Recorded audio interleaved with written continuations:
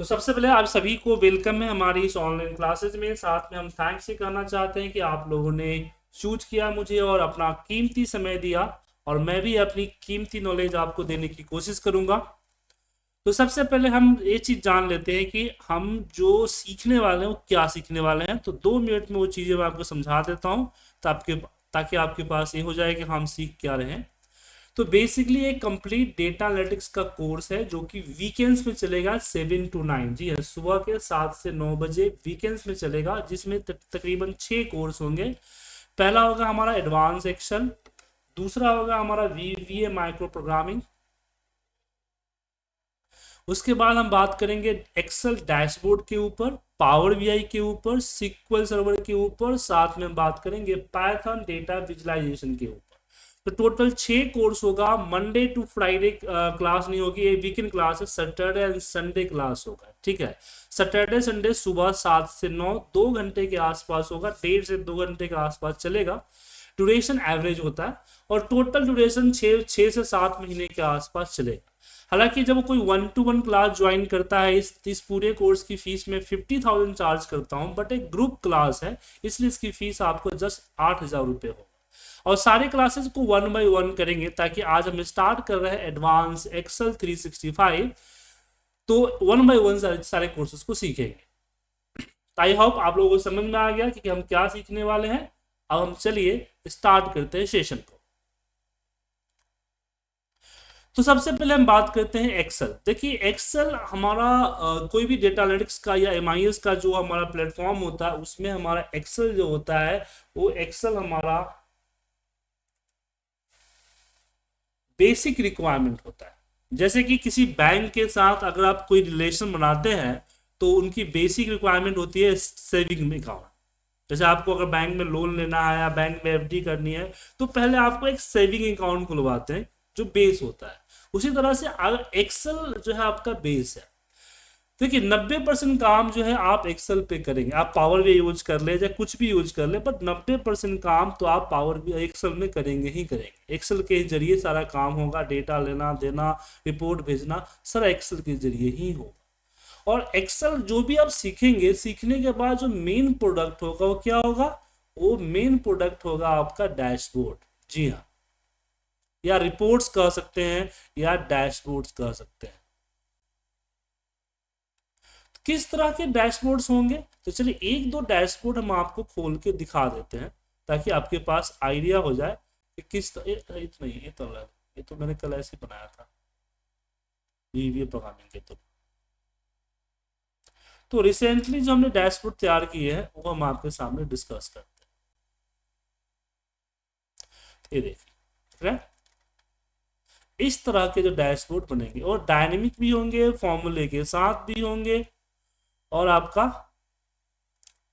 Normal pivot से भी होगा। तो हर तरह के जो डैशबोर्ड होते हैं, वो डैशबोर्ड हम यहाँ पे आपके साथ डिस्कस करेंगे। तो मेन जो होगा यही होगा, इस तरह के डायनेमिक डैशबोर्ड हम बनाएंगे।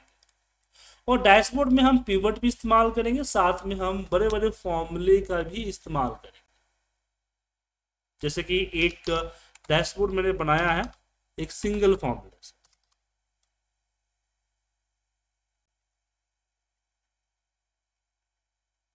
देखिए ये डैशबोर्ड दिख रहा है, ये डैशबोर्ड बना है एक सिंगल फॉर्मूले से। यहाँ देखिए ऊपर फॉर्मूला दिख रहा है, एक सिंगल फॉर्मूले से पूरा का पूरा डैशबोर्ड तैयार है। तो जो नया एक्सेल है 365, उसमें फॉर्मूला हमें रिपोर्ट बने अलग अलग कॉलम के लिए हमें अलग अलग फॉर्मूले लगाने की जरूरत नहीं है। हम सारे फॉर्मूले एक ही कॉलम में लगा सकते हैं, और रिपोर्ट्स एक ही सीट से एक ही सेल में लगी हुई फॉर्मूले से पूरे के पूरे यूज कर सकते हैं। तो इस तरह के dashboards preparations and formula creation आपको हम सिखाएंगे क्लास में। तो चलिए टाइम वेस्ट नहीं करते हैं, शुरू करते हैं। तो शुरुआत किससे करें? टॉपिक की शुरुआत किससे करें? तो सबसे पहले जानते हैं कि एक्सेल में कॉमनली सबसे ज्यादा यूज क्या होता है। देखिए एक्सेल में कुछ भी अगर आप करते हैं, तो सबसे पहले आपको डेटा सिलेक्ट करना होता है। तो आज की टॉपिक की शुरुआत हम डेटा सिलेक्शन से ही करेंगे। तो आप लोगों के पास कोई डाउट और क्वेश्चन हो तो माइक को अनम्यूट करके आप पूछ सकते हैं।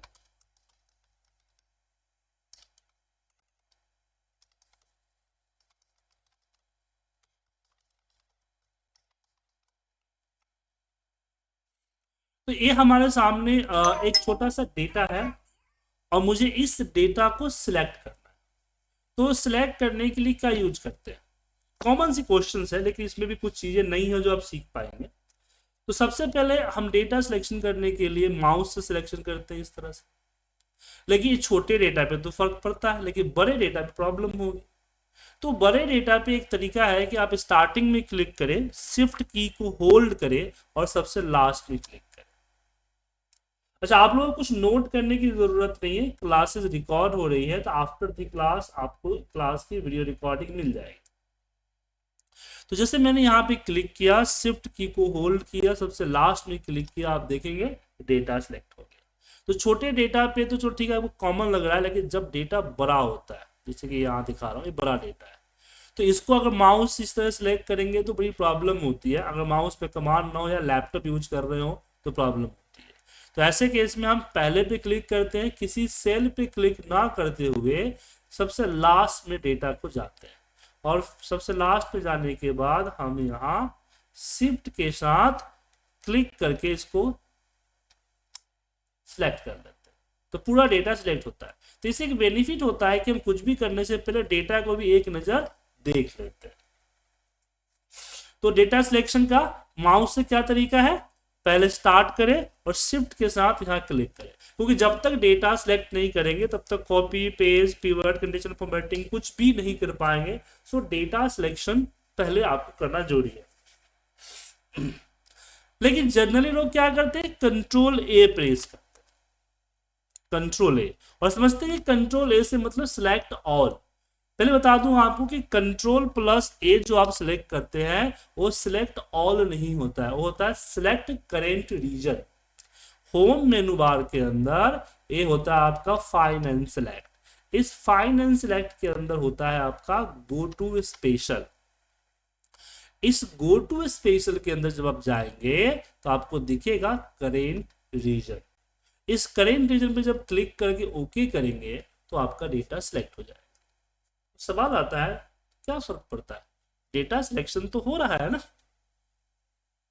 फर्क पड़ेगा कब, जब आपके पास ब्लैंक रो होगा। अब ब्लैंक रो है तब आप सिलेक्ट करेंगे तो आपका डेटा ब्लैंक रो या ब्लैंक कॉलम से पहले ही या ऊपर सिलेक्ट हो, उसका नीचे का डेटा सिलेक्ट नहीं होगा। तो इमेजिन कीजिए कि आप एक पिवट लगा रहे हैं और आपके पास डेटा करीब 50,000 रो का है और 45,000 रो के बाद नीचे ब्लैंक है।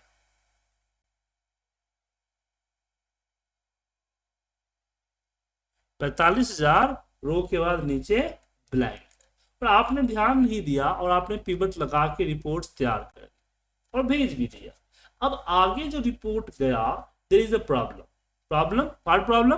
प्रॉब्लम ये कि रिपोर्ट मिसमैच हो रही है, रिपोर्ट के इनिशियल्स जो है वो मैच नहीं कर रहे हैं। रीजन कि आपने 5000 रो छोड़ दिया है क्योंकि नीचे ब्लैंक था, आपने ध्यान नहीं दिया।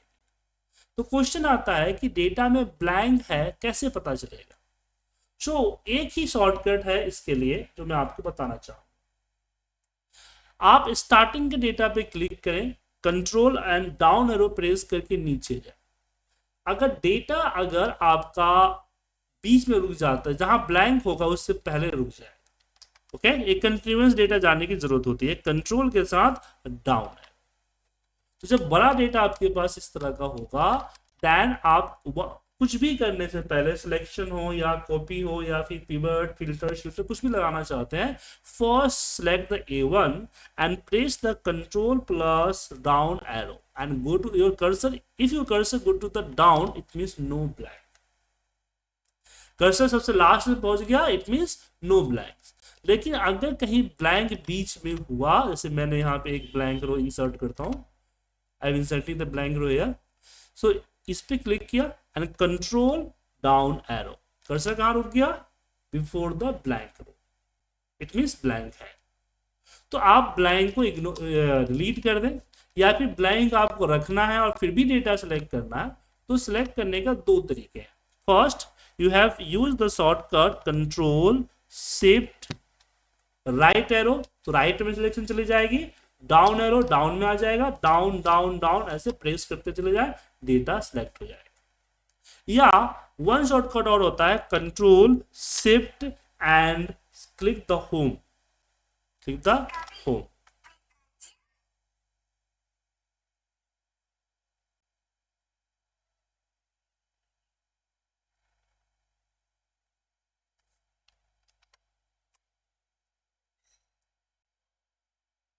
Click the home, control shift click the home के नीचे आता है END and, so click the end click करते हैं डेटा सिलेक्शन हो जाता है।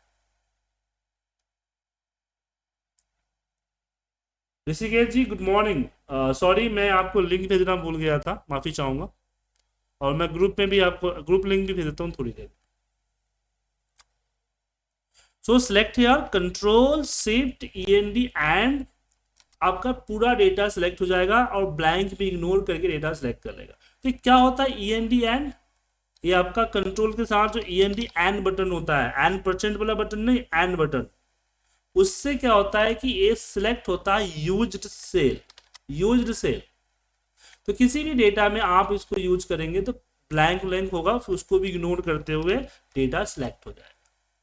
बट इसमें एक प्रॉब्लम है, जैसे मैंने यहाँ पे 5000 लिखा और मैंने इसको डिलीट कर दिया, तो now no data here, but control shift END and button select also this area because this shortcut select the used cell।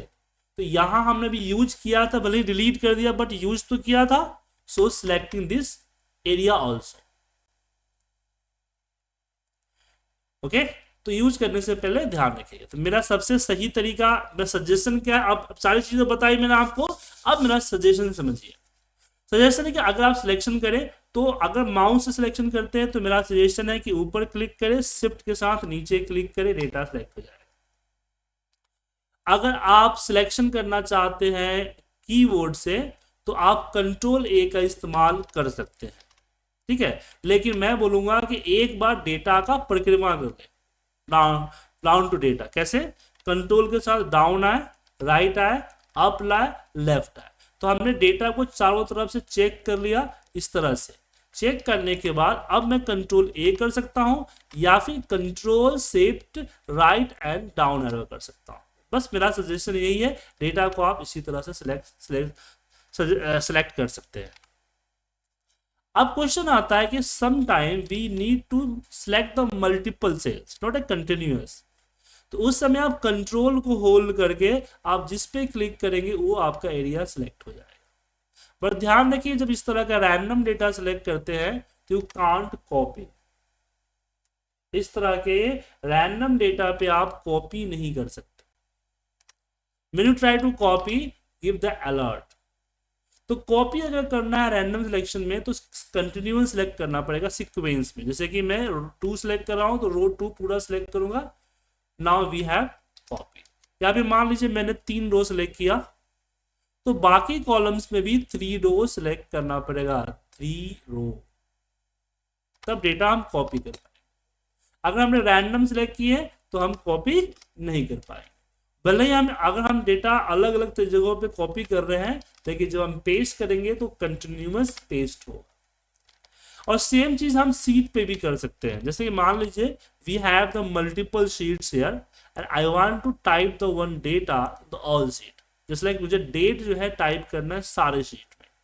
तो मोस्टली पीपल क्या करते हैं, first type here, copy and paste paste paste paste.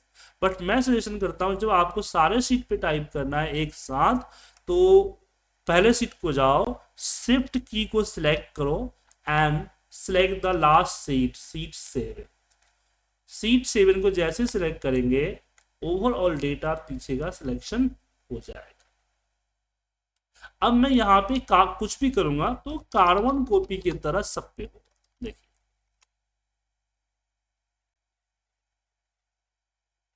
यही नहीं, अगर मैं कोई formatting भी करता हूं तो पहले तो शिफ्ट कैसे करेंगे, first click the first sheet, hold the shift key, click the last sheet and between sheet सारे हाईलाइटेड हो जाएंगे, ऊपर आपका ग्रुप आ जाएगा। एंड नाउ आप जो भी सिलेक्ट करेंगे या जो भी फॉर्मेट हो गया या एनीथिंग, वो आपके हर शीट पे इफेक्ट होगा, एवरी शीट पे इफेक्ट होगा। अब मान लीजिए sometime we need to multiple sheet, मतलब कि मुझे कुछ कुछ शीट की जरूरत है, नो ओवरऑल शीट की जरूरत नहीं है, तो दैट टाइम हम कंट्रोल को होल्ड करेंगे, जो सीट की रिक्वायरमेंट है आप उस पर क्लिक करेंगे, उसी सीट को हाईलाइट करेंगे। अब नाउ अगर मैं यहाँ पे टाइम टाइप करता हूं तो आप देखेंगे कि ये पूरा का पूरा डेटा सिलेक्ट हो गया। अब शीट 2 पे जाए, नहीं है, शीट 3 पे है, तो इस तरह से कंट्रोल के साथ सिलेक्ट कर सकते। सो सिलेक्शन की टॉपिक में हमने क्या सीखा, एक बार रिपीट करते हैं। हमने बताया डेटा सिलेक्ट करने के लिए कंट्रोल ए के साथ साथ हम कंट्रोल शिफ्ट वगैरह का भी इस्तेमाल कर सकते हैं, यूज रेंज इस्तेमाल कर सकते हैं, माउस के साथ सिलेक्शन कर सकते हैं और मल्टीपल सेल सिलेक्शन कर सकते हैं। अब इसमें आप लोगों के पास कोई क्वेश्चन है, कुछ पूछना चाहते हैं तो माइक को अनम्यूट करके 1 बाय 1 पूछ सकते हैं।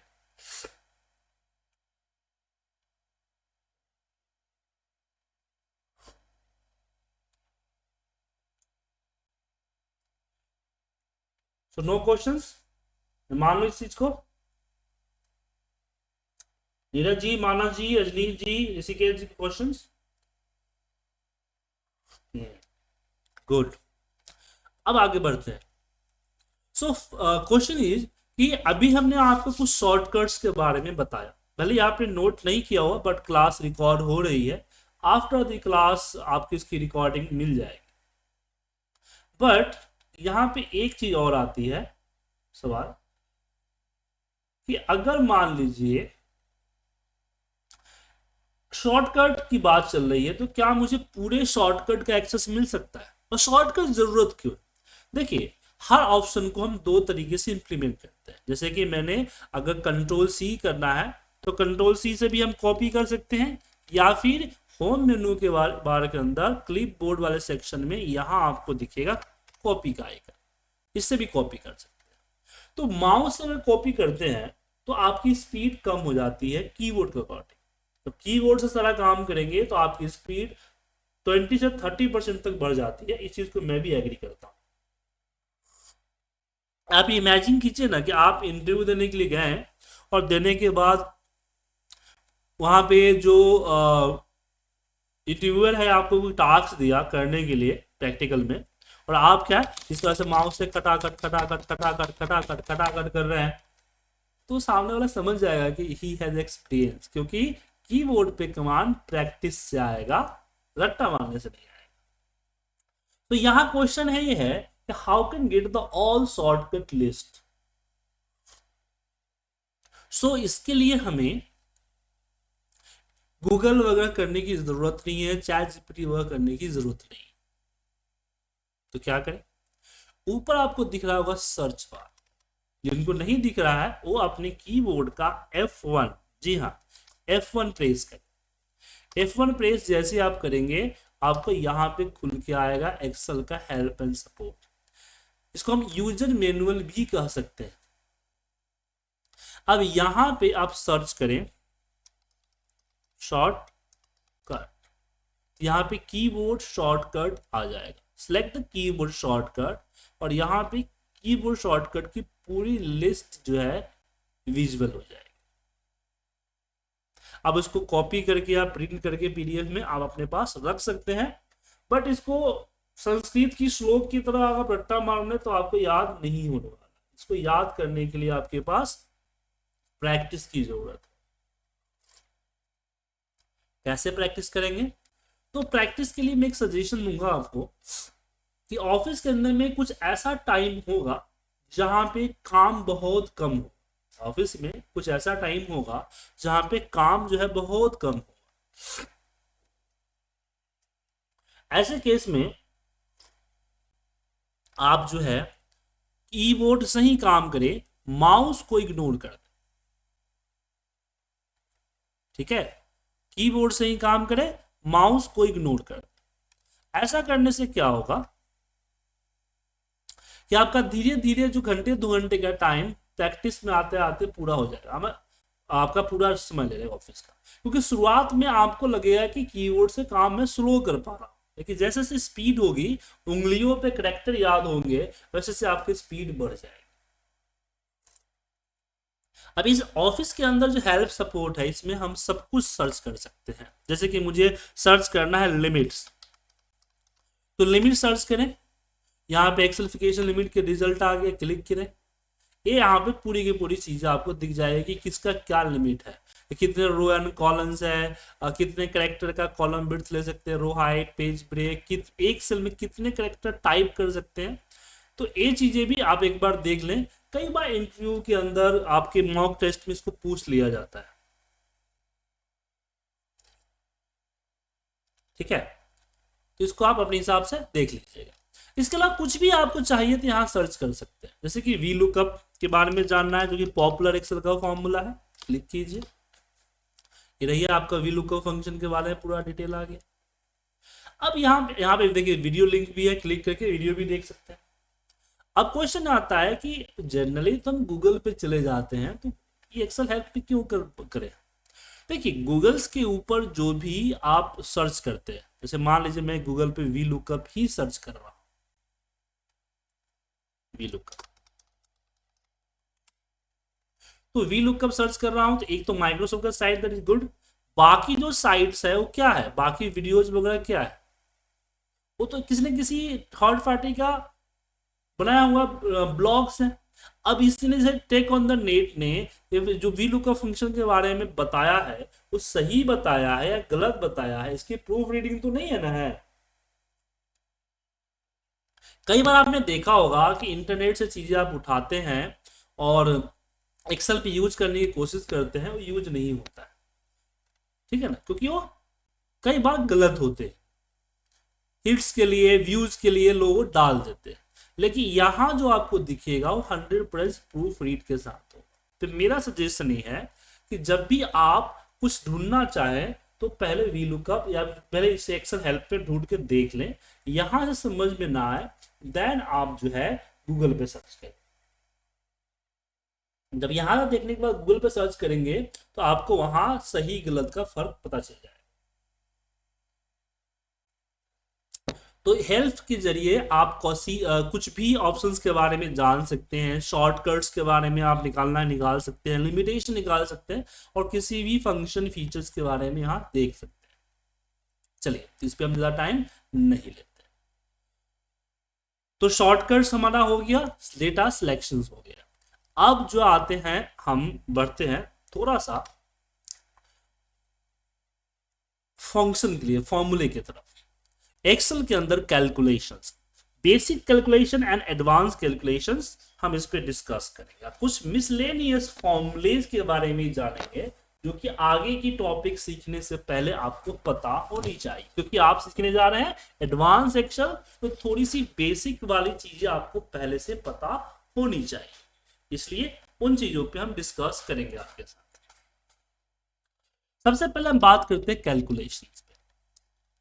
तो जैसे कि मैंने यहाँ पे 50 लिखा, यहाँ पे 60 लिखा, अब मुझे दोनों का सम करना है, तो मेरे पास दो ऑप्शंस है। First we have used the sum function. Sum function क्या है, इनबिल्ड फॉर्मूला है। मैं आपको सम फॉर्मूला नहीं सिखा रहा हूं, बस मैं कंपेयरिंग बता रहा हूं। तो सम फंक्शन क्या है, इनबिल्ड है। दूसरा है मैथमेटिकल ऑपरेटर, हम इसको प्लस कर सकते हैं इस तरह से। तो some formula, some form count जैसे फॉर्मूलेज लिमिटेड है। अब हर कैलकुलेशन के लिए आपके पास फॉर्मूला हो इसकी गारंटी नहीं, लेकिन हर मैथमेटिकल कैलकुलेशंस इक्वेशंस को आप इस मैथमेटिकल ऑपरेटर के जरिए सॉल्व कर सकते हैं। तो कितने हैं मैथमेटिकल ऑपरेटर, तो प्लस है, माइनस है, मल्टीप्लाई है, डिवाइड है, और एक है पावर। जो शिफ्ट और 6 को प्रेस करेंगे तो आएगा पावर। पावर इट मींस मुझे अगर 10 स्क्वायर निकालना है तो 10 का पावर 2 करेंगे तो 10 स्क्वायर आ जाएगा। ये पावर का काम करता है। इस मैथमेटिकल ऑपरेटर की मदद से कुछ भी निकाल सकते हैं। अब चलिए एक दो एग्जांपल देखते हैं। तो सबसे पहले एक बेसिक एग्जांपल देखते हैं कि मैंने प्रोडक्ट को बाय किया और सेल किया। 50 में बाय किया, 55 में सेल किया। अब मुझे यहाँ पे प्रॉफिट परसेंट चाहिए। अब प्रॉफिट परसेंट का फॉर्मूला, इनबिल्ड फॉर्मूला अवेलेबल नहीं है। कैसे करें, तो आप जाएंगे मैथमेटिकल इक्वेशन में। तो मैथमेटिक क्या कहता है कि सेल माइनस बाय, थोड़ा सा ड्राइंग मेरी खराब हो सकती है, एडजस्ट कीजिएगा। Cell minus by divide by multiply by 100, यही है फॉर्मूला। जिनकी मैथ अच्छी है वो समझ सकते हैं। तो ये मेरा मैथमेटिकल इक्वेशन है। अब मुझे इस मैथमेटिकल इक्वेशन को मुझे यहां पे सॉल्व करना है। सो दैट केस में हम क्या करेंगे, इन दी ब्रैकेट सेल माइनस बाय। तो सेल क्या है, 55 को सिलेक्ट कर लिया मैंने, 27 गिव द माइनस, इसको लिया और हमने किया डिवाइड बाय। तो यहां पे रिजल्ट इन डेसिमल में आया, किस में आया, डेसिमल में। तो यहां पे मल्टीप्लाई बाय 100 जो कि नहीं किया, तो एक्सेल में डेसिमल के लिए मल्टीप्लाई 100 नहीं करना चाहिए, यहां मल्टीप्लाई इसका परसेंटेज का फंक्शन अप्लाई करेंगे। देखिए ये आपका 10% आ गया। तो इस तरह से मैथमेटिकल इक्वेशन हम करते हैं। चलिए एक और थोड़ी सी कॉम्प्लिकेटेड इक्वेशन को करते हैं। जैसे मान लीजिए प्रिंसिपल हमारा 50,000 है, इंटरेस्ट रेट 7% ईयरली है और टाइम जो है 3 मंथ का है। तो इसका अमाउंट क्या होगा। सो अमाउंट के लिए ऑलरेडी फॉर्मूला है एफडी का, हम लगा सकते हैं, बट मेरी कैलकुलेशन थोड़ी सी अलग है जो कि एफडी के साथ मैच नहीं करती है। तो मेरे बॉस ने मेरा कैलकुलेशन मुझे क्या दिया। अच्छा अभी देखिए, आप लोग ये मत सोचिए कि मैं आपको मैथमेटिक्स पढ़ा रहा हूं। कुछ लोग कहते हैं मुझे कि सर मैथमेटिक्स से पीछा छोड़ के आया हूं, फिर वापस आप एक्सेल में मैथमेटिक्स डाल दिए।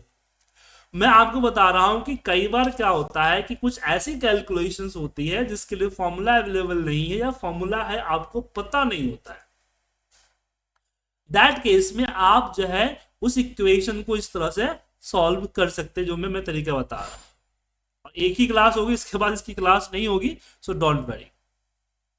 तो मैथमेटिक इक्वेशन क्या कहता है, मैथमेटिक फॉर्मूला क्या कहता है कि amount equal to P multiply by 1 plus R divide by N, N power of T multiply by, A है इक्वेशन। अब एन क्या है, तो एन है नंबर ऑफ पीरियड, मतलब कि कंपाउंड इंटरेस्ट है ना, तो मंथली इंटरेस्ट है या ईयरली है, क्या है, तो मंथली है, तो यहां पे n इक्वल टू 12 कर देते हैं। अब इसकी इक्वेशन को थोड़ा बड़ा है तो एक साथ नहीं डालेंगे, हम तोड़ तोड़ के डालेंगे। तो सबसे पहले यहां बीच वाला करते हैं, इक्वल 1 प्लस इन दी ब्रैकेट। अब यहां ध्यान रखिएगा, चाहे वो मैथमेटिकल कैलकुलेशन हो या फिर आपके एक्सेल फॉर्मूले, जो आप अलग अलग करते हैं उसको आप एक साथ करें।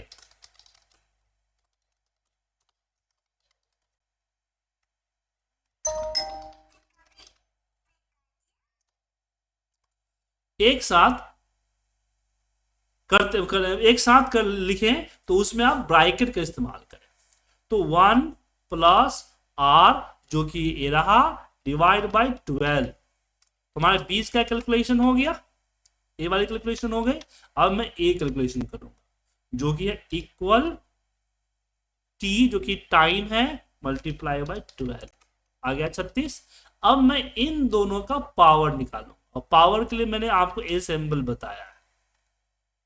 तो यहां मैं करूंगा इक्वल ए पावर 36, हमने क्या किया 36, एंटर प्रेस किया, ये देखिए रिजल्ट आ गया and equal in the 50,000 multiply by 1 2 3 कर दीजिए, रिजल्ट आ गया। तो रिजल्ट 61646 आ गया।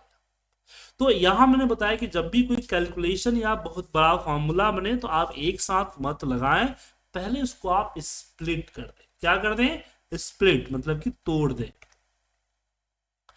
अब प्रॉब्लम आती है कि अगर मैं यहां लगाता पीवी का फॉर्मूला, फ्यूचर एफवी का फॉर्मूला, फ्यूचर वैल्यू का, तो एक सेल में रिजल्ट आता, बट इसके लिए तो मुझे 4-5 सेल इस्तेमाल करने पड़े। अब एक चीज मैं आपको बता रहा हूं जो कि ये मेरा याद किया हुआ है, फॉर्मूला मर्जिंग मेथड 2007 में मैंने पहली बार पढ़ाया था। अगर कोई ये मेथड आपको पढ़ा रहा है, इट मीन्स उसने मेरी वीडियो देखी है, या मेरा स्टूडेंट है, या इत्तेफाक भी हो सकता है। मैंने कोई तो बहुत बड़ा ग्रंथ थोड़े याद किया है। तो यहाँ पे क्या है कि हम फॉर्मूला मर्जिंग मेथड से एक दूसरे के साथ इसको हम कंबाइन करें, ठीक है। जैसे कि इस पे डबल क्लिक किया, इसकी फॉर्मूले को सिलेक्ट किया, देन कॉपी, एस्केप मार के बाहर निकला, और क्या है C14। तो यहां जहां C14 है, we have give the bracket, in between the bracket we have paste here. पर ध्यान रखिएगा, do not copy the from the equal, मतलब हमें इक्वल के बाद से कॉपी करनी है फॉर्मूले को। Copy, press the escape, escape it means हम आउट फॉर्मूले से बाहर आ जाएंगे, और हमने D14 का फॉर्मूला कॉपी किया है। Put the D14, delete the D14, and in between the bracket paste the D14 formula. It means मैं इस सबको अगर यहां से डिलीट करता हूं तो मेरा रिजल्ट इफेक्टेड नहीं होगा। Now we have select also this formula E14, and यहां पे हम E14 के जगह पे E14 का फॉर्मूला पेस्ट कर देते हैं। नाउ वी हैव डिलीटेड है, डिलीट हो गया। अब इसको हम यहाँ कंट्रोल X करके, कंट्रोल कॉपी करेंगे तो फॉर्मूला इंक्रीज होगा ना, तो कंट्रोल X करके यहां ले जाए,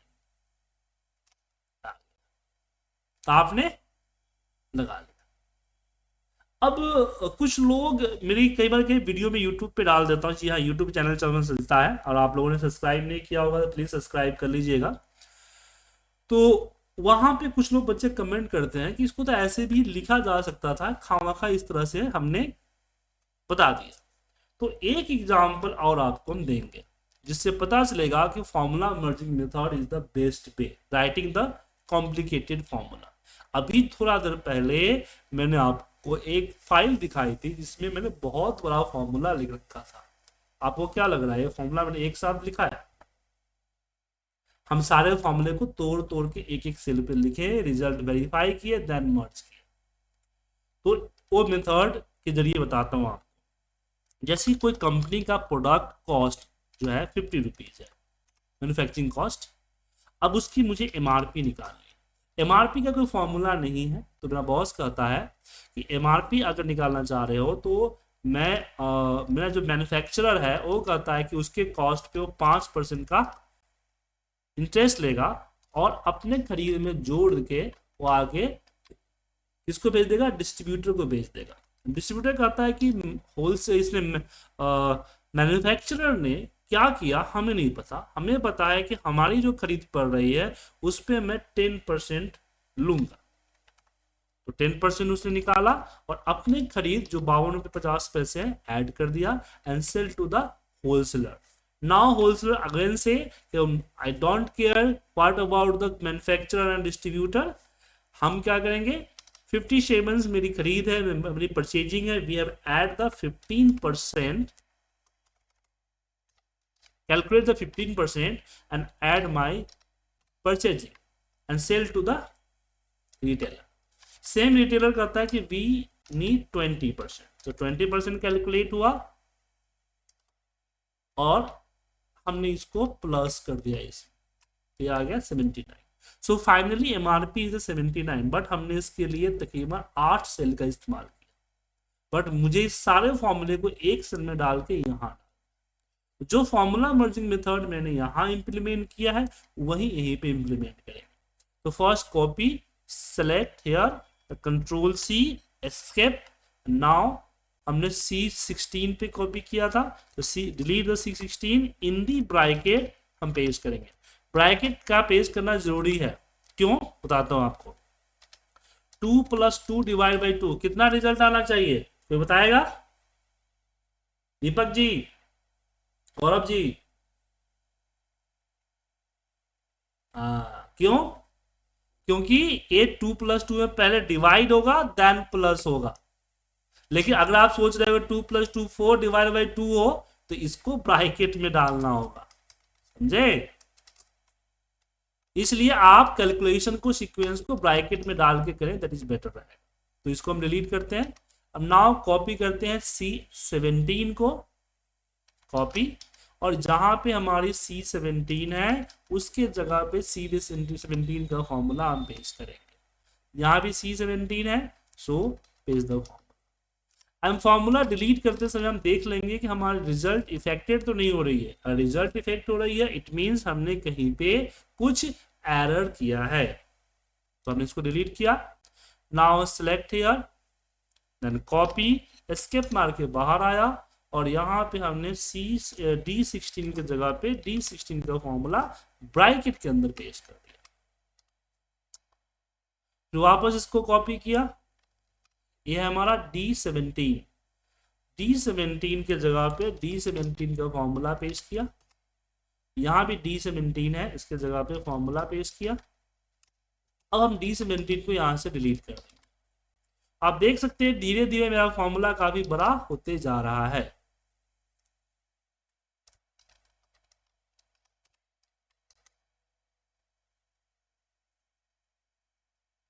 कॉपी, एस्केप मार के बाहर निकला और यहाँ पे F17 हमने पेस्ट किया।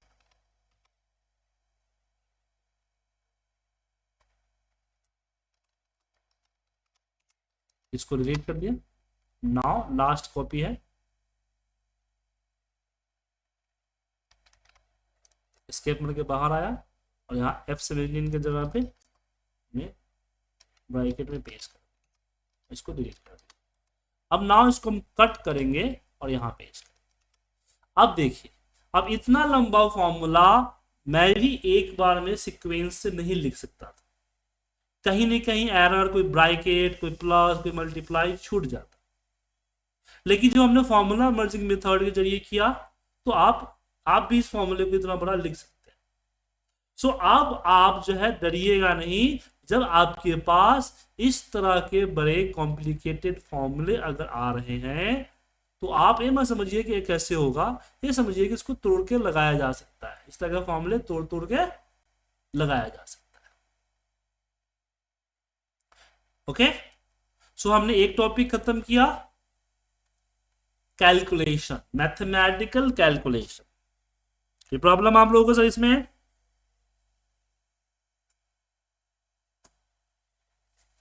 किसी को कोई दिक्कत, कुछ पूछना है, कुछ रिपीट करवाना है तो पूछ सकते हैं।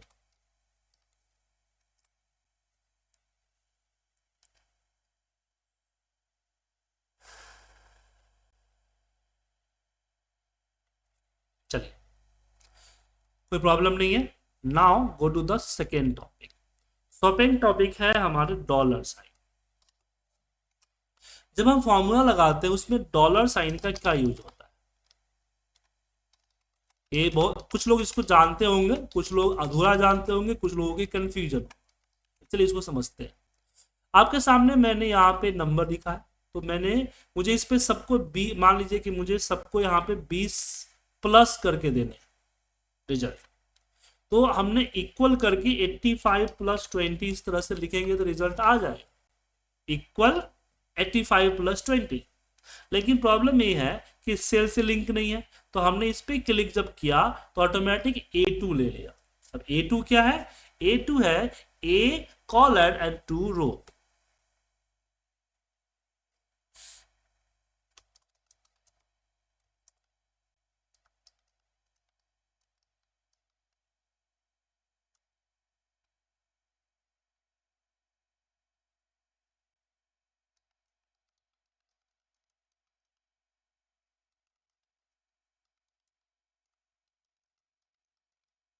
एक मिनट,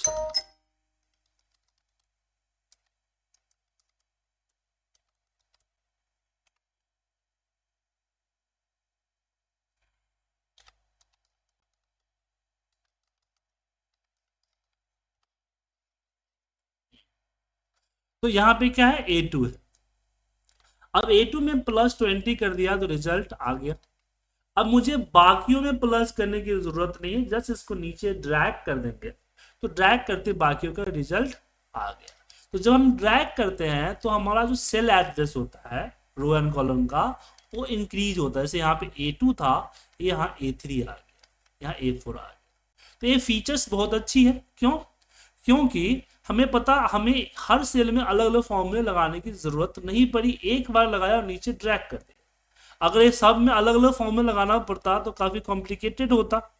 तो ऐसे केस में हमने ये फॉर्मूला लगाया, तो बेनिफिट है। और ये तो परम सत्य है कि इन प्रकृति के अंदर में, नेचर के अंदर में जो बेनिफिट्स है उसका नुकसान भी है। तो इसका नुकसान क्या है? तो यहाँ पे हम मान लीजिए D1 पे 20 लिखा, अब मुझे जो प्लस मैनुअली 20 नहीं करना है, मुझे प्लस करना है जो D1 के ऊपर एंटर है। Select the D1 and press the enter. जब एंटर प्रेस किया तो रिजल्ट 105 आ गया, दैट इज गुड। लेकिन जैसे नीचे ड्रैग करेंगे ये रिजल्ट नहीं आया, 36 आया या 56 आना चाहिए। क्यों? क्योंकि जब ए दोनों है, दोनों को तो इंक्रीज होंगे ना। जब नीचे जब ए आया तो जो ए हमारा A2 था increase to A3, that is good, होना चाहिए। बट D1 ऑल्सो D2, जो कि नहीं होना चाहिए क्योंकि D1 तो फिक्स है ना। ये प्रॉब्लम हो गई। तो इस प्रॉब्लम के सॉल्यूशंस के लिए आप लोग क्या करते हैं, ब्राइक यहाँ पे डॉलर का साइन लगाते हैं। डॉलर का साइन लगाने से होता है अब्सोल्यूट रेफरेंस। क्या होता है? Absolute reference. कुछ लोग उसको फ्रीज भी कहते हैं, कांस्टेंट भी कहते हैं। अब ऐसा कर देने से नीचे जब ड्रैग करेंगे तो D1 हमारा कांस्टेंट रहा, फ्रीज रहा, चेंज नहीं हुआ सब। क्यों? क्योंकि डॉलर साइन लगने के बाद हमने एक ही क्यों लगाया? देखिए हर एक एड्रेस का दो पार्ट होता है, कॉलन एंड रो। मैं ड्रॉप कर रहा हूं, ड्रैग कर रहा हूं टॉप टू बॉटम। कहा क्या कर रहा हूं? Top to bottom. तो इसमें संभावना है मेरा रो नंबर बढ़ने का, तो मैंने रो के आगे डॉलर साइन लगा दिया। लेकिन जब ये कॉलम वाइज ड्रैग होगा तो D कन्वर्ट टू E।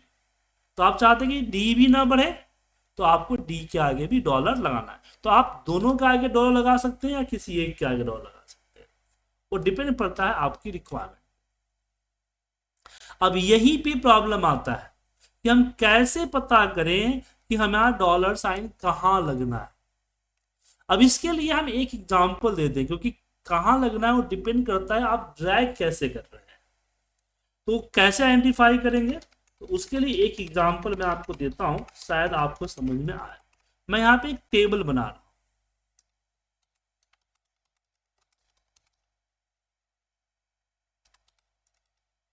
ठीक है। और हमने क्या किया, टेबल के लिए 5 मल्टीप्लाई बाई 2 कर दिया, रिजल्ट 10 आ गया। लेकिन जब मैं नीचे ड्रैग करूंगा तो गड़बड़ हो जाएगा। क्यों? क्योंकि यहां पे चेंज हो गया, यहाँ पे देखिए ये चेंज हो गया। तो ऐसे केस में आप एक फॉर्मूला लगा लें और एक नीचे और एक राइट में ड्रैग करें। अब मैं इस पे डबल, जहां ड्रैग करके नीचे आया ना, यहाँ पे इस पे डबल क्लिक करूंगा तो क्या चेंज हुआ? ये 10 हुआ, जो कि 5 होना चाहिए था। मतलब F4 होना चाहिए, जो कि 5 हो गया। F4 होना चाहिए था, बट क्या हो गया? 5 हो गया। मतलब ये जो F4 है इसको फ्रीज करना है ना, तो मुझे 4 के आगे डॉलर साइन लगा दिया। सेम यहां पे जब क्लिक किया तो 5 6 या 6 हुआ, दैट इज गुड। बट 2 10 क्यों हुआ? ये 2 रहना चाहिए था। मतलब यहाँ पे देखिए जो F हुआ वो G होना चाहिए था ना, ये E को आगे नहीं बढ़ना चाहिए था, E आगे नहीं बढ़ना चाहिए था, तो हमने E के आगे डॉलर साइन लगा दिया। तो इसी तरह से एक सेल में आगे पीछे ड्रैग कर लीजिए, फिर फॉर्मूला को चेक करके देखिए कि क्या इंक्रीज हुआ जिसको नहीं होना चाहिए, क्या इंक्रीज हुआ जिसको नहीं होना चाहिए था, और आप जो है उसको सिलेक्ट करके ड्रैग कर दीजिए।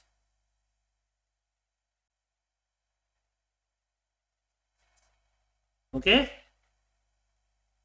सो डॉलर साइन के अंदर कोई कंफ्यूजन है आपको कि हाँ ये अलग हो गया चाहे कुछ और?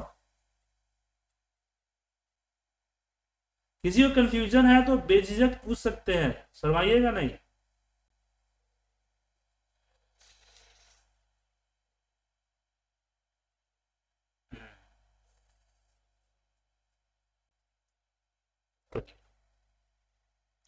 तो डॉलर साइन को समझने के बाद हम बात करते हैं परसेंटेज कैलकुलेशन की। परसेंटेज कैलकुलेशन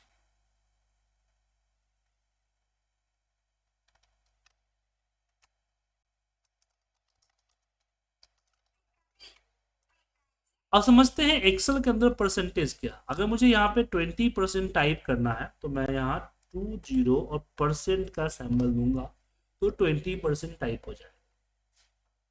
हो गया 20%। लेकिन अगर मैंने 20 टाइप कर दिया और नाउ इसके ऊपर जाके हम परसेंटेज का सिंबल लगाते हैं तो 2000 परसेंटेज आएगा। क्या आएगा? क्यों? क्योंकि एक्सेल में 20 इक्वल टू 1 होता है। तो अगर आपको बाद में परसेंटेज लगाना हो तो 0.20 इस तरह से डेसिमल में लिखना होगा, देन आप परसेंटेज लगा सकते हैं। अब मुझे परसेंटेज कैलकुलेट करना है कि 50 का मुझे 500 है, इसका मुझे 30% चाहिए। 30% अगर परसेंट सैंपल के साथ है कि जस्ट मल्टीप्लाई, इसको आपस में हमने मल्टीप्लाई कर दिया। लेकिन 30 नंबर में है तो मल्टीप्लाई करना काफी नहीं होगा, इस पे आपको फिर मैथमेटिकल वाला फॉर्मूला लगा के डिवाइड बाय 100 करना होगा, तब जाके रिजल्ट आपका 150 आएगा। ठीक है, रिजल्ट आएगा 150। उसी तरह से अगर मैंने 600 का पेपर था और 480 नंबर लाया गया तो कितना परसेंट बच्चों ने लाया? ऐसे केस में 480 divide by 600, 480 divide by 600 enter press कर दीजिए, रिजल्ट डेसिमल में आएगा। और जैसे कि मैंने बताया कि जब डेसिमल में हो तो परसेंट का सिंबल अप्लाई कीजिए, जिसका शॉर्टकट होता है कंट्रोल शिफ्ट प्लस परसेंट का सिंबल। रिजल्ट 80% आ गया। पर सम टाइम हमें 80% नहीं चाहिए होता है, नॉर्मल 80 नंबर कुछ इस तरह से चाहिए होता है। ऐसे केस में हम इसको सिलेक्ट करके मल्टीप्लाई बाय 100 कर देते हैं तो रिजल्ट नंबर्स में आ जाएगा। अब चलिए कुछ और ट्रिक्स समझते हैं। जैसे कि मान लीजिए कि ओल्ड प्राइस जो था वो हमारा 600 था, अब इसमें ऐड हुआ है 20% इंक्रीज हुआ है, तो आफ्टर 20% न्यू प्राइस क्या होगा? अब इसको निकालने के लिए दो तीन तरीके हैं। पहला है 600 multiply by 20%, 600 multiply by 20% result आएगा और फिर उसमें हम 600 में प्लस कर देंगे, तो दो कैलकुलेशन करना पड़ा। दूसरा है कि आप इसको मल्टीप्लाई बाय 120, चाहे 100 प्लस इसको ले लें तो रिजल्ट, एक मिनट गलत हो गया, इसमें हमने बोर्ड मास मेथड नहीं लगाया, तो 8 that is multiply by 100 plus 20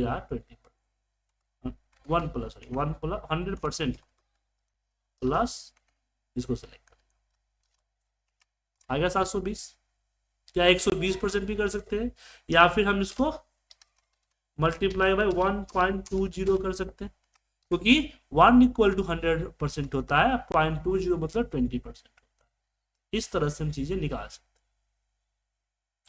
हैं। एक और चीज है आप लोग हमेशा यूज करते हैं, जैसे कोई प्रोडक्ट आपका खरीदा, उसकी एमआरपी 100 रुपये थी, उस पर जीएसटी इंक्लूडेड है, मतलब ऑलरेडी जीएसटी इंक्लूड है 18% का, तो विदाउट जीएसटी क्या प्राइस होगा? बहुत सारे लोग कंफ्यूज होते हैं इसमें, क्या करते हैं 100 का 80% निकालते हैं, लेकिन 18%, लेकिन 100 में तो ऑलरेडी जीएसटी 18% है, तो आप 18% का भी 18% निकाल लिए, वो गलत होता है। तो क्या करेंगे इसके लिए, इसको डिवाइड करेंगे, किससे?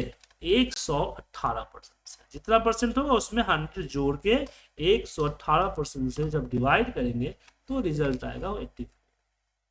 अब इसको क्रॉस चेक कर सकते हैं, that is multiply by 18% and दोनों को प्लस करने पे 100 आना चाहिए। आ रहा है? तो आप किसी भी एमआरपी में से जीएसटी निकालने के, जीएसटी को हटाने के लिए क्या यूज करेंगे? डिवाइड 100 प्लस डिवाइड कर देंगे। ठीक है सर,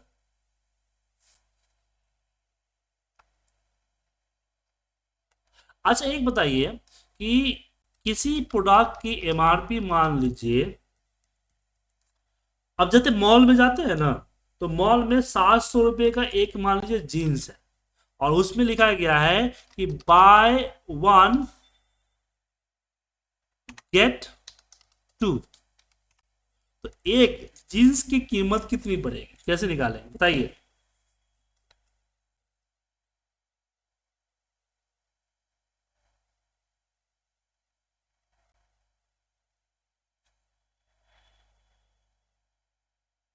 एक जीन्स की कीमत कितनी होगी और कितना परसेंट डिस्काउंट आपको मिल रहा है। ये मेरी काम की चीज है, आप सभी लोग इसका जाते हैं ना मॉल में, buy one get two free, get two two two free, इस तरह से सोचते हैं ना। देखते हैं कैसे कैलकुलेट करें, कुछ सजेस्ट करेगा।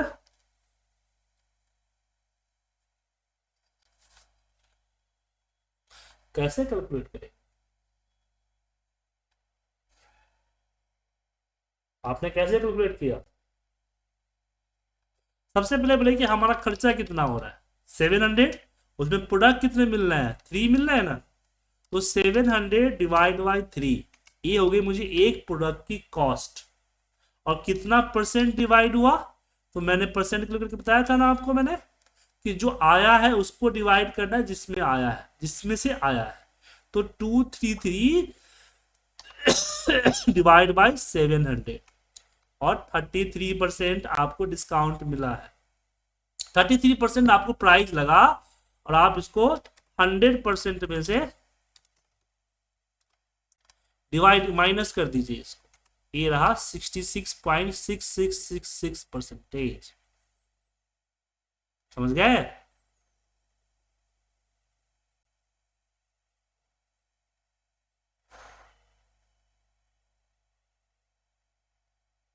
सो इतना कुछ करने के बाद आपको ये तो समझ में आ गया कि परसेंटेज कैसे कैलकुलेट करेंगे। परसेंटेज कैलकुलेशन में कोई प्रॉब्लम तो नहीं होनी चाहिए।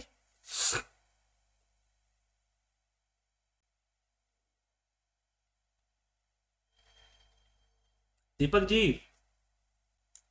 विकास जी, कोई प्रॉब्लम है।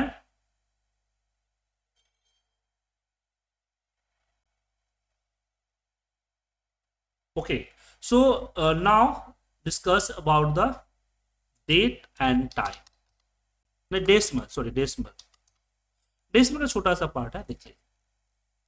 जब भी हम कैलकुलेशन करते हैं तो बहुत बड़ा डेसिमल आ जाता है। जैसे अभी अभी यहाँ परसेंटेज में हमारा आ गया था ना, तो हमने क्या किए थे, डेसिमल्स के लिए हमने यहाँ से इसको रिमूव या फिर ला सकते हैं। बट ये जो हम फॉर्मेटिंग अप्लाई कर रहे हैं ना, जस्ट विजिबिलिटी के लिए होता है। जब आप कैलकुलेट करेंगे तो इसका फर्क पड़ेगा। जब कैलकुलेशन में ऐसी प्रॉब्लम हो, देन हम क्या करते हैं, यहाँ पे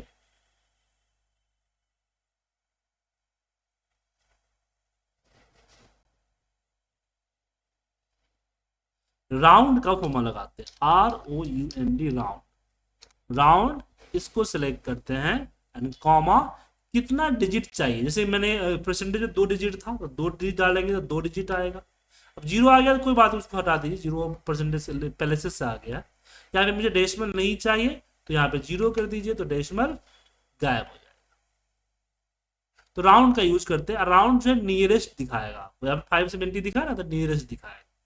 लेकिन मुझे डेसिमल्स को गायब करना है, रिमूव करना है, तो हम यूज करेंगे इंट का formula, INT, int, bracket open और सिलेक्ट कीजिए और एंटर प्रेस कर दीजिए।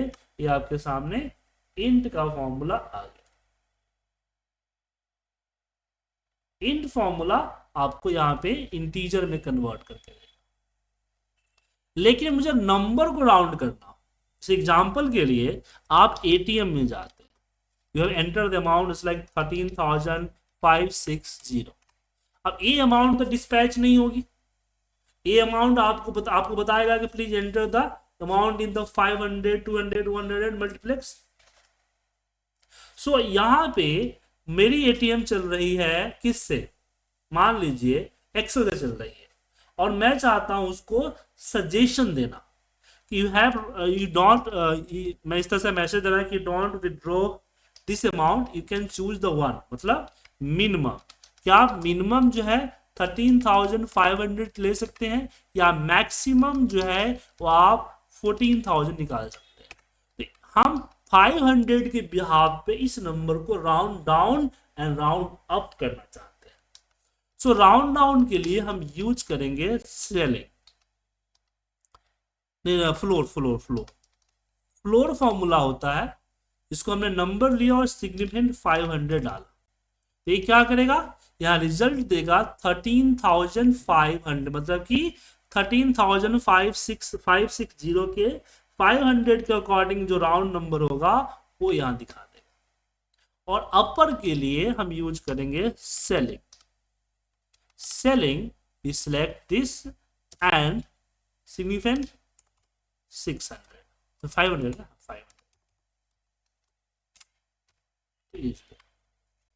तो आप यहाँ पे चार चीजें सीखे। फर्स्ट कि अगर डेसिमल्स को राउंड करने हैं तो we have use the round functions. Second, decimals remove करने हैं तो we have use the int functions. And मुझे किसी नंबर को राउंड करना है दर्जन के हिसाब से या 100 के हिसाब से या 500 के हिसाब से, तो मिनिमम राउंड डाउन के लिए यूज करेंगे हम floor functions and round up के लिए यूज करेंगे selling functions. So have any problem?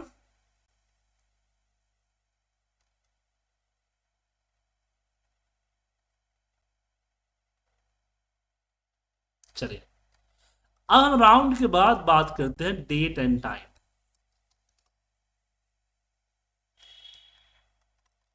सबसे पहले समझिए कि मुझे सिस्टम का डेट अगर टाइप करना हो तो कैसे करेंगे, तो हम कंट्रोल एंड सेमीकोलन का इस्तेमाल करेंगे तो सिस्टम का डेट आ जाएगा। बट मुझे सिस्टम डेट ऑटोमेटिक चाहिए तो हम टुडे का फंक्शन यूज करेंगे, तो टुडे फंक्शन भी सिस्टम डेट देगा, बट ये हर एवरी डे चेंज होगा। तो टुडे इज 15, कल ओपन करूंगा तो 16 होगा, परसों करूंगा तो 17 होगा, बट ये तो मैंने मैनुअली टाइप किया, ये चेंज नहीं होगा। उसी तरह से अगर आपको टाइम टाइप करना है तो कंट्रोल शिफ्ट एंड सेमीकोलन, तो आपका सिस्टम टाइम आ जाएगा। पर सिस्टम टाइम के लिए एक्सेल में फॉर्मूला नहीं है, बट हम नाउ का फॉर्मूला इस्तेमाल करते हैं, then we got the date and time live, और ये एवरी टाइम चेंज होगा। जैसे अगर 60 हुआ तो यहाँ पे ऑटोमेटिक 60 हो जाएगा। ऑटोमेटिक नहीं होगा, आपको कोई एक इवेंट करना पड़ेगा तो चेंज होगा। नाउ फंक्शन, अब मान लीजिए कि मुझे किसी डेट, आज की डेट में अगर 20 डेज ऐड करना है, तो 20 डेज ऐड करने के लिए हम जस्ट डेट प्लस डेज करेंगे तो डेट ऐड हो जाएगा। बट क्यों हुआ, क्योंकि जो डेज आप दिख रहा है 15/11/2025 एक्चुअली में सिस्टम डेट दिखा रहा है, बट ये है नंबर। देखिए एक्सेल दो तरह का वैल्यू कैरी करता है। सबसे पहला विजुअल, ये जो आपको दिख रहा है 11/15/11/2025 ये विजुअल वैल्यू है, और दूसरा होता है ओरिजिनल। ओरिजिनल वैल्यू में क्या होता है, जो वो स्टोर करता है, तो 45976 ओरिजिनल वैल्यू है। जब कोई फॉर्मूला या कैलकुलेशन आप लगाते हैं तो विजुअल पे नहीं कैलकुलेट होता है, ओरिजिनल पे होता है। ऐसे क्यों, देखिए अगर किसी भी नंबर के साथ अगर आप टेक्स्ट लिख देते हैं तो आप इस पे कैलकुलेशन नहीं कर सकते, बट यहाँ कैलकुलेशन हो रहा है। क्यों, क्योंकि ये 15 नवंबर 2025 ये विजुअल है, नॉट ए ओरिजिनल। ओरिजिनल इसका, जब इसका जनरल फॉर्मेट करते हैं तो ये आपका ओरिजिनल नंबर आता है, और यहाँ भी जो रिजल्ट दे रहा है ये भी आपको यहाँ पे ओरिजिनल नंबर इस तरह से दे रहा है। तो नंबर्स होते हैं, तो नंबर्स क्या होते हैं, नंबर ऑफ डेज होते हैं। मैंने कंप्यूटर कैलेंडर जब से स्टार्ट हुआ है और जो डेट डाला है तब तक कितना दिन हुए वो दिन का हिसाब रखता है। इसलिए किसी भी डेट के ऊपर हमें प्लस माइनस करना है तो आसानी से दिन को प्लस माइनस कर सकते हैं। लेकिन महीने की बात है कि मुझे 3 मंथ ऐड करना है। अब 3 महीना ऐड करने का मतलब ये नहीं है कि आप 30 × 3 करके 90 डेज ऐड करते हैं, वो गलत हो। तो ऐसे केस में हम क्या करते हैं, एक फॉर्मूला इस्तेमाल करते हैं ई डेट।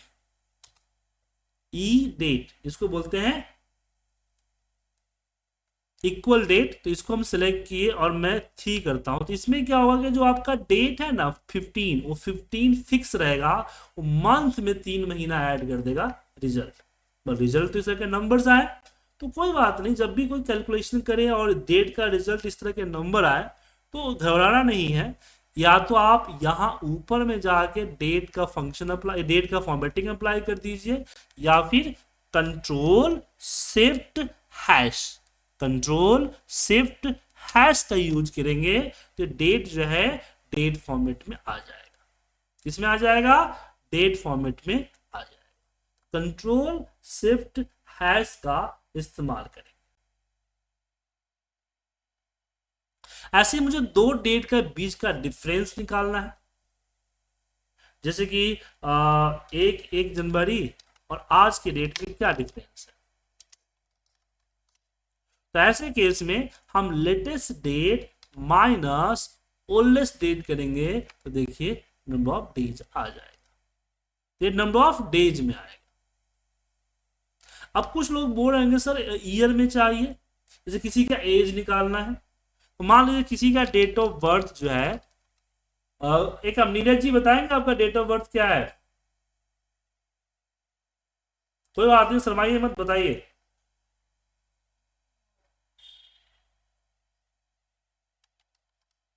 तो 17 जून 1995 ये है आपकी डेट ऑफ बर्थ, और आज का डेट ये रहा। अब मैं इनका एज निकालूंगा ईयर में, मंथ में और डे, कितने साल, कितने महीने और कितने दिन। इसके लिए एक एड इन्स फॉर्मूला होता है, डेट DIF। कुछ लोग इसको डेटेटिव कहते हैं बट नहीं, डेट DIF। लेकिन जब ये फॉर्मूला लगाइएगा ना तो लिस्ट में नहीं दिखेगा, तो आप इसको ब्रैकेट ओपन करेंगे तो आप देखिए नीचे आ जाएगा। तो आपको डेट ऑफ बर्थ को सिलेक्ट करना है, करेंट डेट को सिलेक्ट करना है, आपको निकालना क्या है, मुझे ईयर निकालना है, तो मैं यहाँ पे Y कर दूंगा, एज इन ईयर आ जाएगा। मैं दोबारा लगाता हूं, देखिए डेट DIF पूरा लिखा मैंने, ब्रैकेट ओपन किया, स्टार्ट डेट को सिलेक्ट किया, कॉमा करेंट डेट, और मुझे मंथ चाहिए। अब मैं यहाँ पे इन्वर्टेड कॉमा के अंदर में मंथ डाल दूंगा तो एज इन मंथ आ जाएगा, मतलब 364 महीना। लेकिन मुझे चाहिए 30 साल के बाद कितना महीना, जो 30 ईयर है उसके बाद कितना महीना, तो मैं YM करूंगा, ईयर को इग्नोर करके मंथ दो, ये आ गया 4 मंथ। अगर मुझे डे निकालना है तो date DIF bracket open, select the date of birth, select the current date and now select the initial, मतलब कि अब कुछ लोग यहाँ पे YDM लिखते नहीं, यहाँ पे आपको D अगर लिखेंगे तो एज इन डेज में आ जाएगा। लेकिन अगर मैं M के बाद D लिखूं तो मंथ को इग्नोर करके डे दे देगा, जो कि है 29 दिन। तो नीरज जी आज आपकी एज हो गई 30 साल 4 महीने 29 दिन। मुबारक हो, मिठाई खा लीजिएगा, ठीक है। तो इस तरह से हम दो डेट का डिफरेंस निकालते हैं। बट टाइम का डिफरेंस कैसे निकलेगा? जैसे मैं सुबह ऑफिस 10:20 में गया और 20 मिनट मान लीजिए लेट हो रहा है मेरा, तो मैं यहाँ पे 20 मिनट जोड़ना या घटाना चाहता हूँ। तो 20 को अगर आप इस तरह से 20 लिख देते गड़बड़ हो जाए, क्योंकि एक्सेल में 1 = 24 आवर होता है, इसलिए आपको इसको टाइम फॉर्मेट में लिखना पड़ेगा इस तरह से 20 मिनट। अब मैं इजिली किसी भी टाइम को मैं एडिशन या फिर सब्ट्रैक्शन कर सकता हूं, मैंने प्लस माइनस कर सकता हूं सिंपली, ठीक है। लेकिन मुझे डिफरेंस निकालना हो, जैसे कि मैं ऑफिस आज 10:20 पे गया और शाम को 6 बजे ऑफिस से निकला। अब 6 बजे लिखना है तो मुझे PM लिखना पड़ेगा या फिर 24 आवर का फॉर्मेट देना पड़ेगा। बाय डिफॉल्ट 6 AM होता है। अब मैं latest time minus oldest time करूंगा तो डिफरेंस आ जाएगा। अब 7:40 AM आ रहा है तो आप इसके ऊपर ये वाला टाइम लगा दीजिए तो 7 घंटे 40 मिनट आ गए। लेकिन क्या हो जब मेरा डेट चेंज हो, जैसे कि आज है 15/11 और ऑफिस दोपहर के 2 बजे गया, और कल 16/11 को ऑफिस जो है सुबह में 4 बजे ऑफिस से वापस आया। तो डेट एंड टाइम को आप इस तरह से इकट्ठे लिखना होगा, अलग अलग है तो उसको आप इकट्ठे लिख लीजिए, और फिर latest date minus oldest date करेंगे तो आपका डिफरेंस कुछ इस तरह से डेसिमल में आएगा। इसके ऊपर आप जो है टाइम का फॉर्मेट, जो कि यहाँ डेट टाइम में आइए, यहाँ पे इंग्लिश इंडिया का जगह पे इंग्लिश यूएसए सेलेक्ट कीजिए,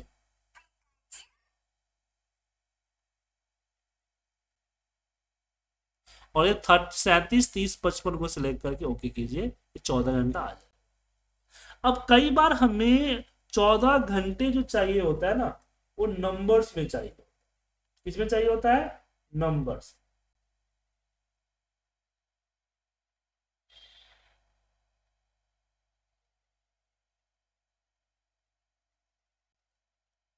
तो ऐसे केस में इसको किसी भी टाइम को मल्टीप्लाई बाय 24 कर दीजिएगा ना, तो इस पे नंबर फॉर्मेट अप्लाई कीजिए, वो आपको इस तरह के 14 नंबर्स में दे दे, ताकि आप कैलकुलेशन कर सके। जैसे मान लीजिए मुझे 1 घंटे का 300 रुपये पे करना है, तो 300 मल्टीप्लाई बाय मैं 14 घंटे नहीं कर सकता ना, इस तरह का इससे मल्टीप्लाई नहीं कर सकता, क्योंकि दिख रहा है 14 घंटा, बट एक्चुअल में तो डेसिमल में है ना। तो जब इसको 24 से मल्टीप्लाई करते हैं तो 14 नंबर्स में आ जाता है, तो मैं इसको मल्टीप्लाई बाय इजिली 300 करके हम अपना अमाउंट निकाल सकते हैं। ये थी हमारी टाइम की कैलकुलेशन। तो हमने मैथमेटिकल इक्वेशन को जाना, हमने डॉलर साइन को समझा, हमने परसेंटेज कैलकुलेशन सीखा, हमने डेसिमल्स को एंड नंबर राउंडिंग के बारे में जाना, और हमने डेट एंड टाइम कैलकुलेशन के बारे में जाना। आप लोगों के पास क्या कोई कंफ्यूजन है, कुछ पूछना है तो पूछ सकते हैं।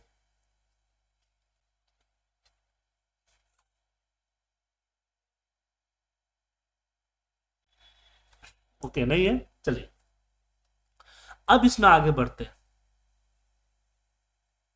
अगला लास्ट ऑप्शन है, यहां पे हम बात करेंगे मिसलेनियस फंक्शंस के बारे में। कुछ छोटे मोटे फॉर्मूला है, इसी से आज क्लास को हम खत्म करते हैं। छोटे मोटे फॉर्मूले के बारे में जान, इसमें से मोस्टली फॉर्मूला आपको आता होगा, क्योंकि मैं बता देता हूं कि अगर किसी को नहीं आता होगा तो जान। जैसे कि मुझे इसका सम करना है, तो जस्ट सम फॉर्मूला अप्लाई करेंगे और एरिया को सिलेक्ट करेंगे माउस से क्लिक करते हुए, और एंटर प्रेस करेंगे बिगॉर्दा 552। उसके बाद काउंट का फॉर्मूला हमारे पास है। काउंट क्या करता है, जितना एरिया आप सेलेक्ट करते हैं, कितने एरिया में नंबर फिल है वो देता है। अगर टेक्स्ट आपने डाल दिया तो नहीं देगा। तो टेक्स्ट भी है और नंबर भी है, उसको काउंट करने के लिए काउंट ए लगाते हैं, काउंट ऑल, जो कि किसी भी सिलेक्टेड एरिया के अंदर कितने टेक्स्ट या नंबर फिल है वो दिखाता है। बट यहां ब्लैंक को काउंट नहीं करता है, दोनों फॉर्मूला ब्लैंक को काउंट नहीं करेगा। लेकिन एक फॉर्मूला होता है काउंट ब्लैंक। काउंट ब्लैंक वो ब्लैंक एरिया को बताता है कि कितने सिलेक्टेड एरिया में कितने ऐसे सेल है जो कि ब्लैंक है, तो काउंट ब्लैंक वो दिखाता है। अब मान लीजिए मुझे इसका एवरेज निकालना हो, तो मैं यहाँ पे एवरेज का फॉर्मूला लगाऊंगा, जो कि इसका एवरेज दे देगा। उसी तरह से मैक्स है, जो कि इसमें से मैक्सिमम नंबर निकाल के देगा, और मिन जो है इसमें से मिनिमम नंबर निकाल के देगा। ठीक है, अब यहाँ पे कुछ टेक्स्ट रिलेटेड भी है, जैसे कि मैंने यहाँ पर नाम लिखा है सुजीत, तो यहाँ मेरे पास एक लेन का फॉर्मूला है जो लेन निकाल के देता है। कई बार क्या होता है कि इसी मुझे अपने हिसाब से अलग करना है, तो मेरे पास 3 फॉर्मूले होते हैं। लेफ्ट फॉर्मूला, इसको सिलेक्ट करके अगर हम कॉमा 3 करते हैं, लेफ्ट से 3 निकाल कर देता है। अगर मैं राइट फॉर्मूला लगाता हूँ और इसमें से कॉमा 3 करता हूँ, तो राइट से 3 फॉर्मूला निकाल के देता है। एक होता है हमारा मिड का फॉर्मूला। मिड मिड इसमें से अगर मैं बोलूं कि भी पांचवें नंबर से 3 करेक्टर चाहिए, मतलब कि 1 2 3 3.4 एंड 3 5, 5 से 3 करेक्टर चाहिए, तो मिड फॉर्मूला 5 से 3 करेक्टर निकाल। बट कई बार क्या होता है कि मेरा नाम है सुजीत कुमार, मुझे इसमें से फर्स्ट नेम और लास्ट नेम अलग कर, फर्स्ट नेम एंड लास्ट। तो फर्स्ट नेम के लिए यहाँ पे हम लगाते हैं, अधिक फॉर्मूले तो लेटेस्ट एक्सेल में है आपके, पुराने एक्सेल में तो दिक्कत होती थी, उसके लिए हम आगे बताएंगे आपको, बट लेटेस्ट एक्सेल है तो आपके पास फॉर्मूला होता है टेक्स्ट बिफोर, हमने इसको सिलेक्ट किया एंड कॉमा बोला स्पेस से अलग कर दे, अलग हो गया। फिर आता है आपका टेक्स्ट आफ्टर, मैंने बोला टेक्स्ट के बाद का दे दें, ये आपका दे दें। अब दोनों इकट्ठे निकालना है तो आप टेक्स्ट स्प्लिट का फॉर्मूला लगा सकते हैं, टेक्स्ट स्प्लिट, जो कि किसी इसको सिलेक्ट करके स्पेस की बिहाफ से स्प्लिट कर देता है। आ गया सुजीत कुमार, क्लियर है?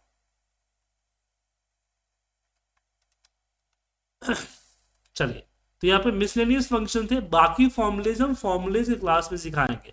अभी जो मैंने चीजें सिखाया आपको बाकी चीजों के लिए चीज के बारे में होना जरूरी है, इसलिए ये चीज मैंने आपको सिखाया। तो मैथमेटिकल एंड मिसलेनियस कैलकुलेशंस की टॉपिक हमारी खत्म होती है आज की क्लास में। क्लास आपकी 2 घंटे की होगी, लेकिन अभी शुरुआत में थोड़ा सा मैं छोटा लेके चलता हूँ, थोड़ा सा 15-20 मिनट क्लास कम लेके चलता हूँ। रीजन ये कि स्टार्टिंग में बदल देना दिक्कत हो जाएगा ना। क्या क्या बोले विकास जी, दिनेश जी? तो ये फाइल में सेव कर देता हूं ताकि मैं आपको भेज दूं।